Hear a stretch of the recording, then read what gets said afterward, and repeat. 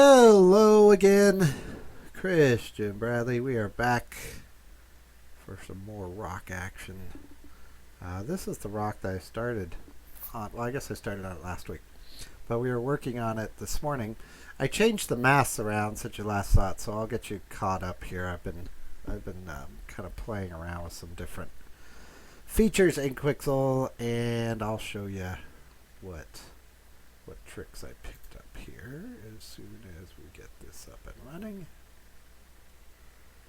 Okay.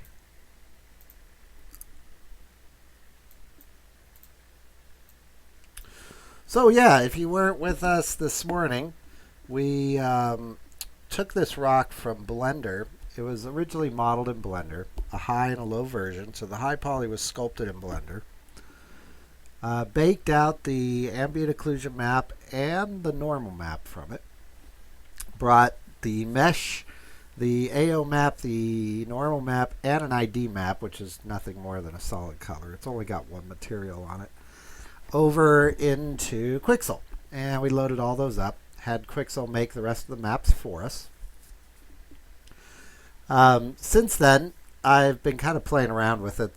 We ended up with a texture on it this morning that looked, probably quite a bit like this. It was the same base material. I've redone it since. There we go.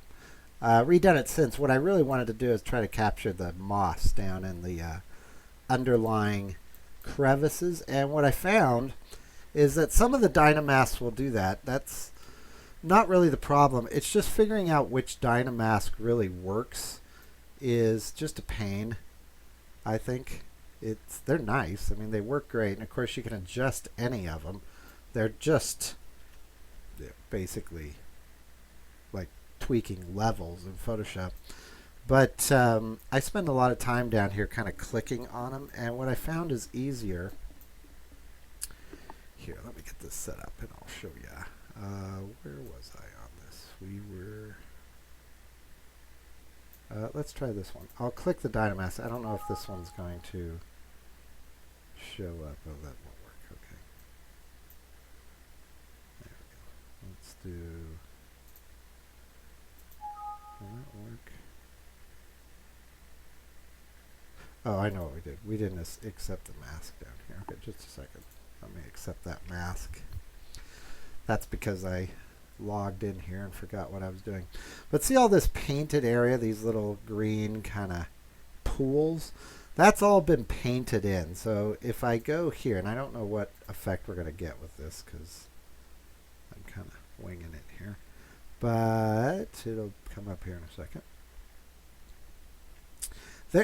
There's our mask. So that's our mask for this particular rock level.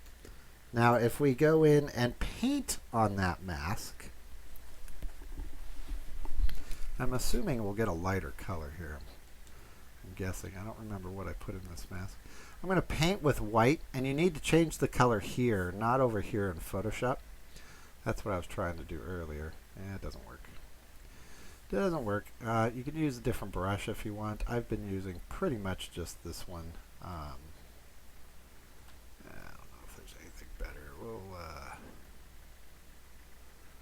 Let's use that one. Is there a softness feature here? What I'm missing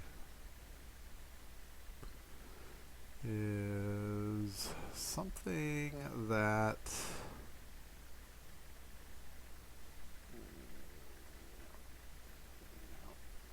I'm not crazy about there. Brush selection. Let's try dirt. We'll go back to this one. This one will work. Okay. And if I now paint on the rock, brackets make your brush bigger or smaller.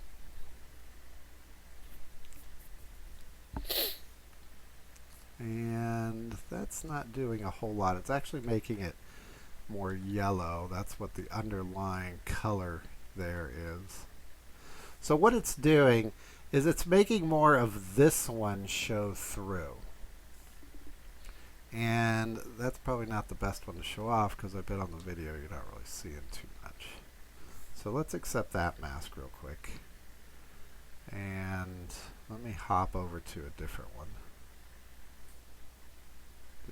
Except that mask. Let's try one that's a little more obvious. How about this one? So if we do this, we'll say yes to paint on it. And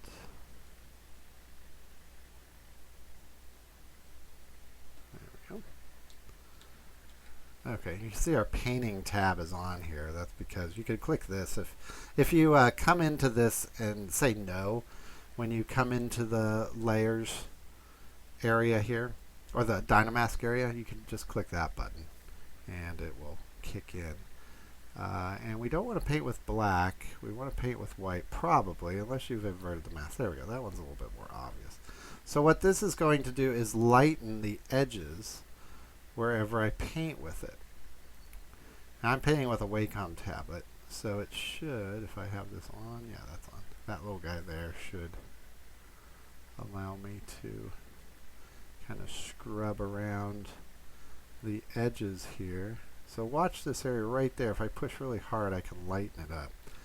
I don't want to lighten it up that much. Black is basically erase. There's also an eraser here, but it just switches the color, I think, is all that it really does. So I'm going to lighten up some of these edges to get some edge wear. And I found that this, combined with the Dynamask, is really a nice way to go to get that kind of edge wear that we all love so much. And we can really make it look like a cool rock. Almost looks like a fossil here. And I'm just hitting those high edges real quick.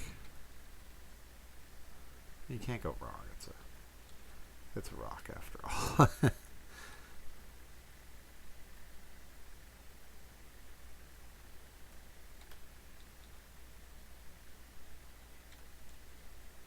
And really bring out that detail.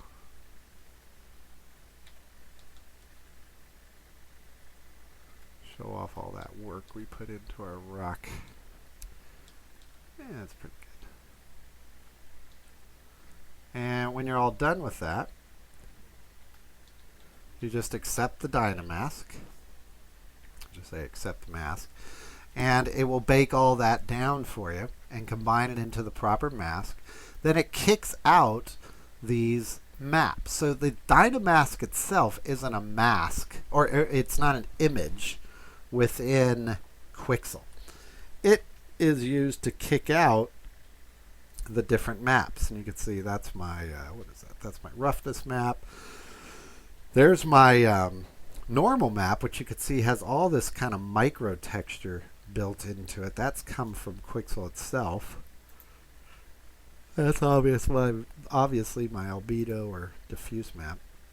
That's the custom mask, and this one's my ID map. That one's not very exciting. Let's go back to the albedo. And all those little pools of green I painted in, and then we were just adding all these little highlights, these lime green highlights that you see all over. That's what we were just adding. So in the end, we end up with this kind of cool looking rock. I like it. You could save the material. It's this button here. I haven't played with this much. I was having issues. I don't know if I need to select all these or not. I don't think you need to select all those, but it does say save a smart material from the active layer or group.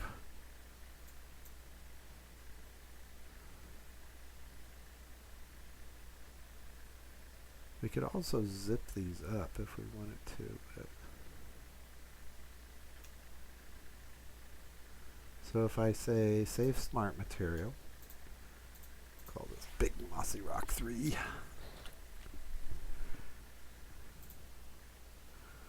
And it'll go through some saving stuff here. Lots of screen flashing when you save it. It's still going. See, and I don't think it worked because it didn't save the material on there, and I'm not sure why it's not saving that material. So that's something I'm going to have to look into. I'm pretty sure that did not really work. Let me see. I don't think it did. Yeah. See, these little guys don't have the material on them unless they have to be reloaded. Yeah. They might have to be reloaded. I don't know.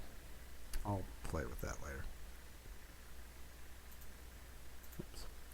So now we've got that rock all textured.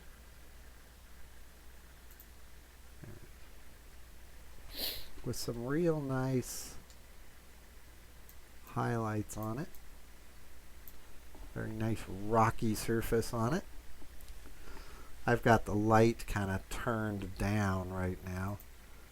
If we turn the headlight on, we can see the differences in the material there. It's going to be a little bright, but you get the idea. There we go. That headlight is useful for rendering these guys. We can also see it in different settings here. See what it might look like at night.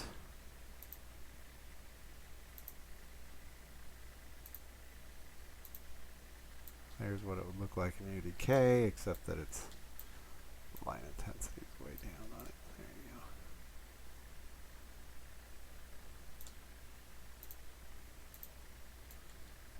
go. Top light.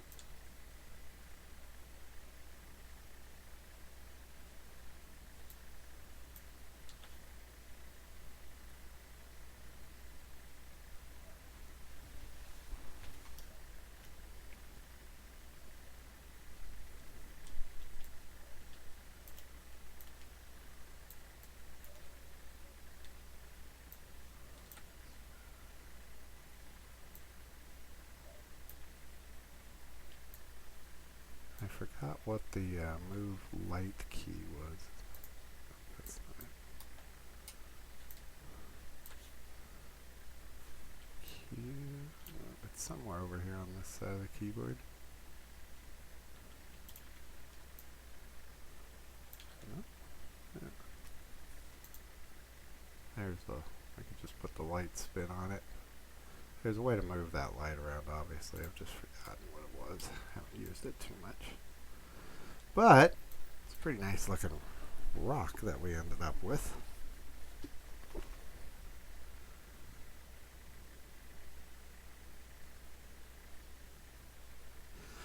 Now the seams on this, you could take care of the seams. There's a, where'd it go here?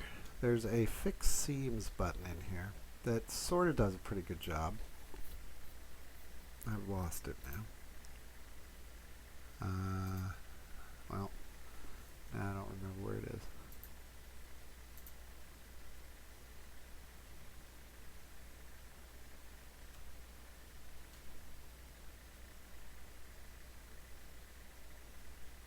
And but that painting feature really works great. I'll if I make a new material here, and I'll use something that's really obvious, like a we'll just use a metal on this for now, and it's going to turn the whole thing on metal real quick and show you how to fix that. So if you put that at the top layer here, and under the mask feature, say yes to if you want to use full shaded mode, and use a blank mask that is a black mask, so that it's effectively going to take that material off here. So there's our regular rock, and there's our rock. And then if we paint on that black mask with white, and again you got to change it up here, then what we're going to do is scrape down to that metal texture. A little hard to see there until I rotate it. but you'll see that we've added that metal texture on top. And that's how easy it is to paint with this. It's really neat. So I could paint kind of metal onto this rock if I wanted to. Now I'm getting a lot of reflection there. But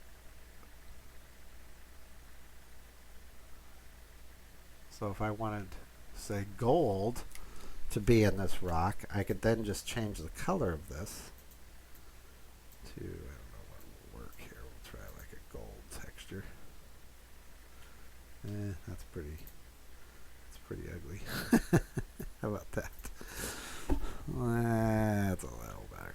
To a gold texture, and I could just paint that right onto the rock.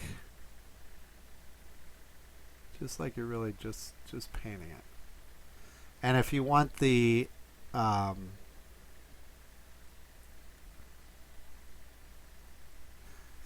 coloring to be a little bit better, turn on my pressure sensitivity here. So now I'm using pressure sensitivity to it. So now I'm just kind of brushing that on. I don't know if that'll show up, so that my pressure sensitive tablet comes in useful. So we'll just kind of brush this onto the high points here. Make it look like gold. We're not going to use this mask, but just to show you.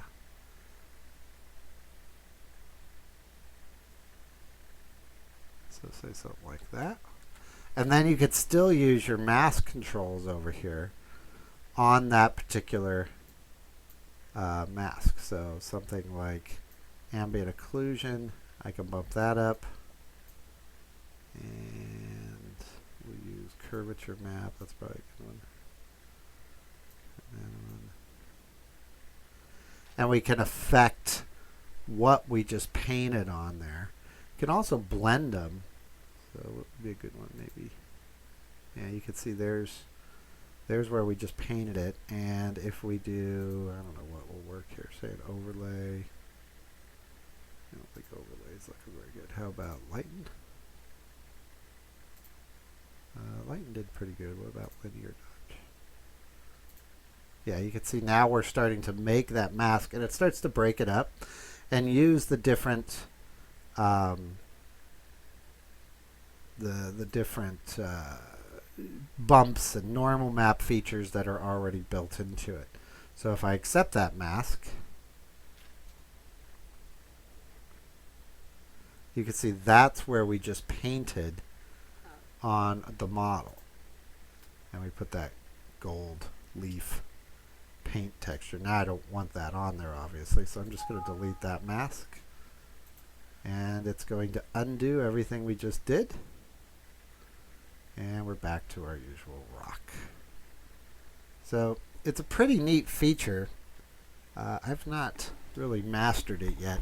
The parts I get confused on are figuring out what layer I'm looking at over here and how it's going to affect the underlying layer. It's kind of like Photoshop layers.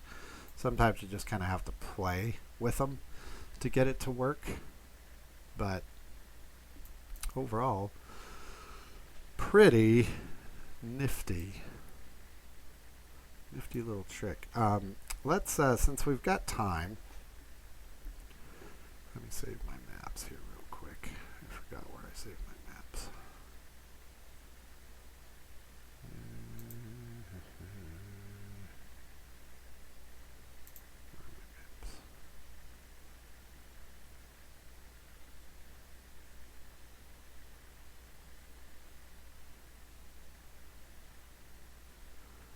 Where do I save the maps? Now I forgot. Save all maps. Okay. So I'm going to save the maps.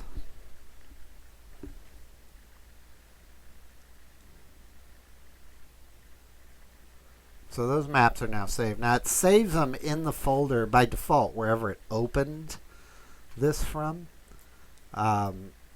So for me, that's in the storage folder for the models. I'll eventually move the maps over to a maps folder.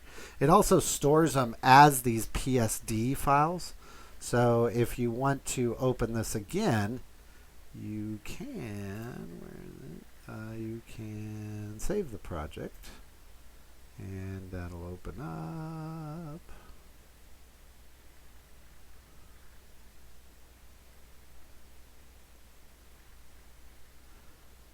And now if I was to go to load project, it is it this one? Did it call it camera 1? I don't know if that's what I wanted. But you could save the projects and open them back up. I'm not probably going to need to for this. But that way you can just kind of quick load things and get them to open up real quickly. So a neat feature. There's a lot to this that I haven't even looked at yet.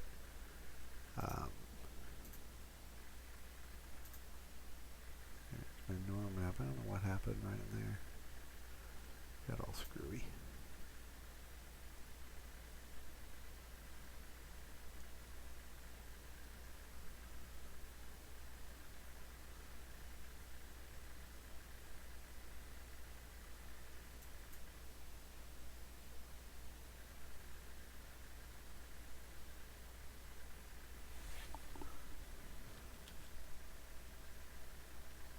I think if I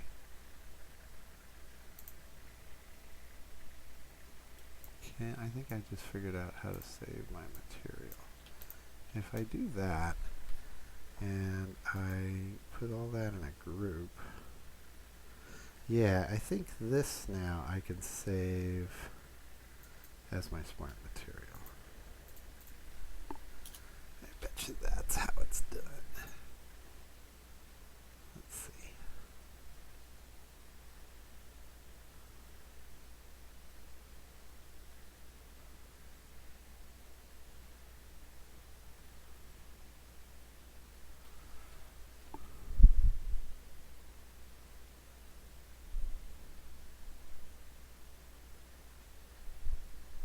It's not done yet.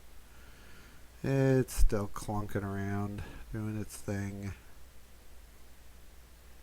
Yeah, okay, that's how you do it. It needs that little statue with the material on it when it blinks, and if it doesn't, it's because you don't have it in a folder. That's what I couldn't figure out. Alright, so now if I go to my smart materials, I'm not going to add one, just want to see if it's there. And under custom, there's my material. These were my previous attempts. I don't think I can delete them from here. I could just delete them from the folder. But see how those don't have the material on it? But this rocky material, now I can just apply this to any rock. Well, it should sort of kind of work.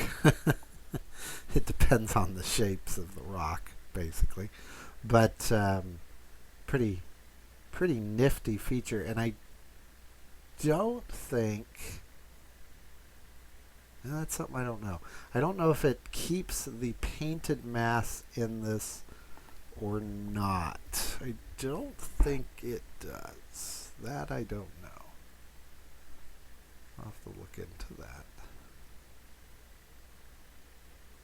So very cool. Let's do this. Since we saved our maps, let me double check and make sure my maps are saved here.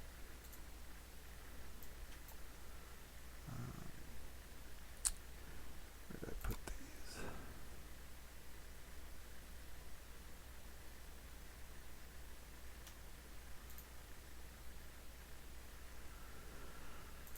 There. Here we go.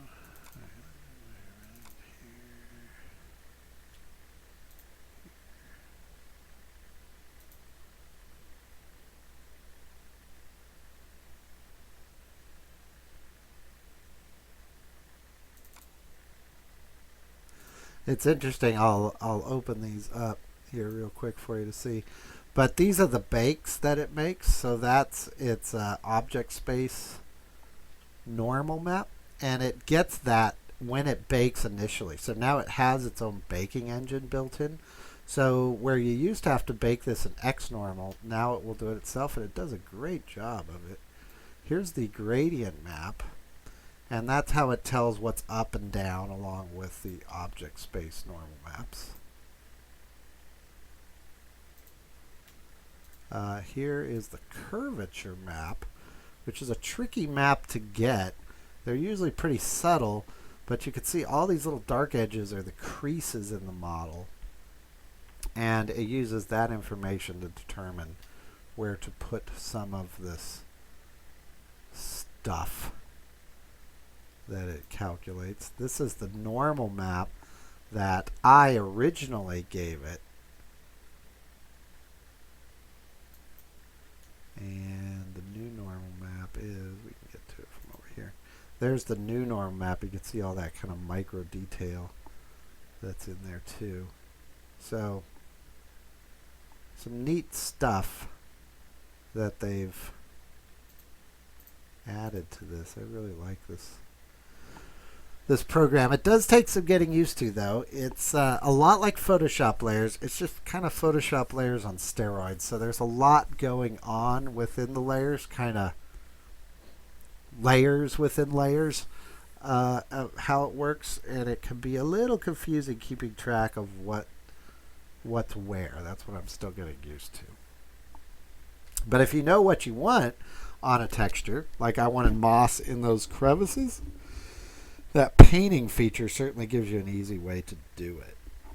So I'm not sure what the next step is going to be with our rock. I think it will now head towards back to Blender, and there is a way to get those maps to render correctly over in Blender. I've got a tutorial set aside, and so that might be the end all for us, is heading back over to Blender, and we'll put it all back together. I am interested to see how the seams are holding up here. You can see like there's a seam right there.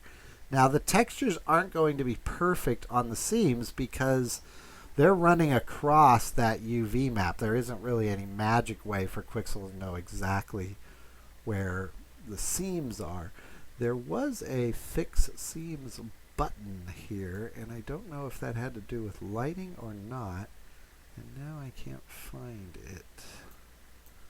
Yeah, I don't know where it went.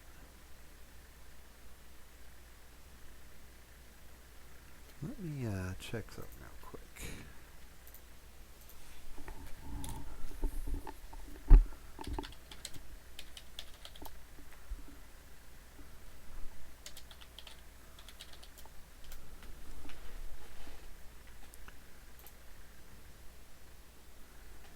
Let me see here.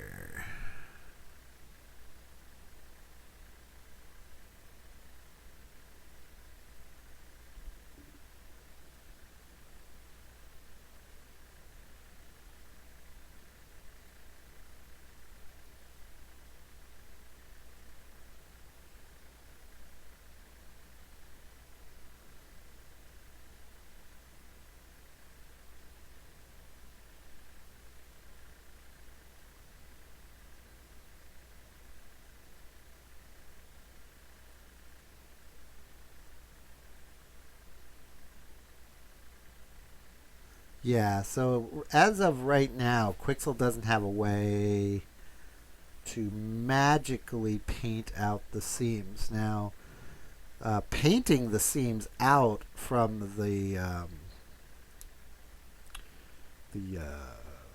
diffuse map isn't a problem. It's going to be painting out the normals that's the problem.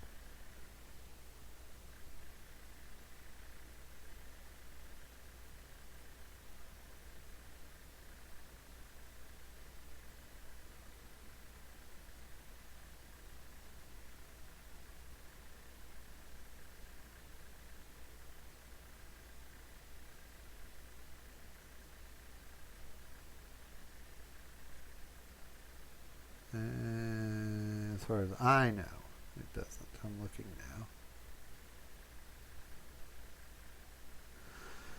Yeah, I don't think it's going to paint out the normal map. That's the thing I'm looking at now.